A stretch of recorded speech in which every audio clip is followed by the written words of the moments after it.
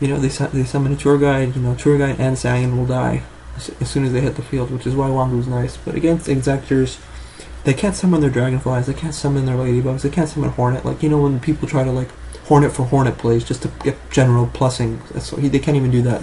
Really, all they have is Centipede, and backed up by Stun, Centipede can't really do much because that's only 3 cards in the deck. And yeah, Wangu's really good. Like, it locks the field.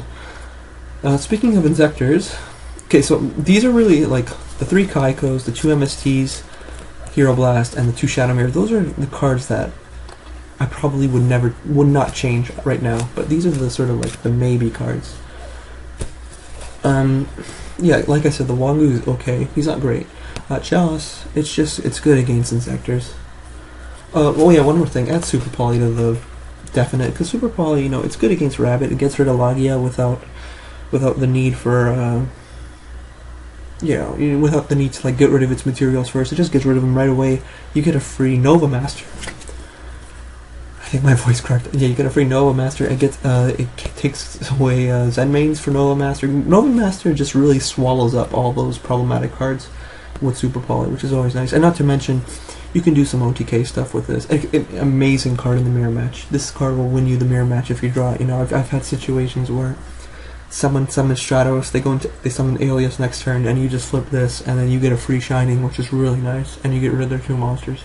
And they can't a Gemini Spark either, which is crazy. So yeah.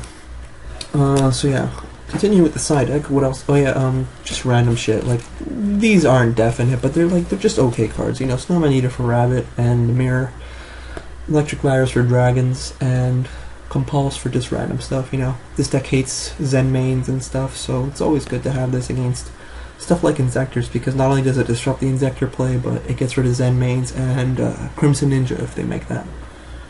It's good against Wind Up too. You know, you can compulse their what's his face, Zenmayo or Wind Up Hunter to the hand, and he's kind of stuck there, you know, until next turn, which is always nice. So yeah, that's really the side. Let's see, what else? Okay, the extra deck. Stardust, you know, Starlight Road. The 3 Shinings. 2 of these. And these guys. The rest. The rest, as I like to call them, just the other guys. Where the fuck did I put them? The rest. Yeah, here's Nova Master. Yeah, so it's really cool because, and of course, the XYZs. I was saying it's really cool because Heroes are probably the only deck of the format that can run Fusions, Synchros, and XYZs all in one deck, and it's not even clogged. Like, there's generally space for everything. Like, I just filled up 3 Shinings, and that's kind of odd in this day of Yu-Gi-Oh, because usually you want to find room. So yeah, let's just go quickly. This guy. Best card of the deck. Best XYZ. I'd probably run 2 if I had a second. This guy, Maestro, versatile, good. Everyone who runs lots of level 4s should run this guy. He's too good. This should probably be a Steel Swarm Roach, but because I don't have it, it's a Gemini Pearl. So yeah, take that what you will. Steel Swarm Roach, excellent against Chaos Dragons. Popular, whatever. The butterfly guy, excellent against Zen Mains. It's your Zen Mains killer, pretty much. That's all that really needs to be said. He's good against stuff like Spirit Reaper too, so I would definitely run one of this guy in your extra deck, without question. Gotta run this guy. Utopia and Utopia Ray. You know, Utopia Ray you have the room for Utopia Ray, so might as well run it. It's good. That's all that needs to be said. You can win random games with it. I've won games off Utopia Ray shit, so that's all you need to know. It's like Honest, it can steal games that you don't deserve to really have. So yeah, that's really it.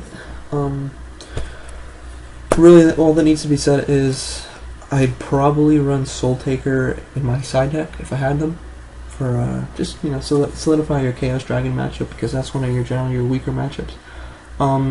Effect Veiler, definitely. If I had them, I'd probably run some of them too for Wind Up.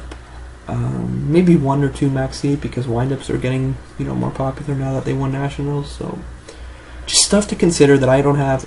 Soul Takers, Veilers, and Maxis. Maybe one or two. Probably one or two Maxi, one or two Valor, and 2 Soul Takers. Really try to mix that in to my side deck. So yeah, I hope you enjoyed. That's really all that needs to be said. I think heroes are definitely a solid 1.5 tier deck. I really think though that when Rising Duelist Instinct comes out, it's gonna kill him off, because they have this 1900 wall guy, and whenever he's flipped face up, he adds a Geargia to his hand, which is very annoying because this deck has a lot of problems getting over stuff with 1900 attack or defense, and when you have a monster that can continually plus and plus every turn off of it, it's very annoying. Like, very, very annoying. So yeah, I think heroes, they might get a little boost when Escardio or whatever comes out, the dark fusion, but it's not that big a deal really. Like I've laddered really with the Super Polys and Escordio. It's not that big a deal. Escordio, I guess he's okay against Inzectors, but against Dark Worlds, it doesn't do much. They're still gonna get Graph out. They're still gonna do all that shit. So Dark World's your worst matchup. Probably, yeah. Oh yes. Speaking of Dark Worlds, in my site, like, I should probably have some DD Crows in there, just because Dark Worlds are the death of heroes.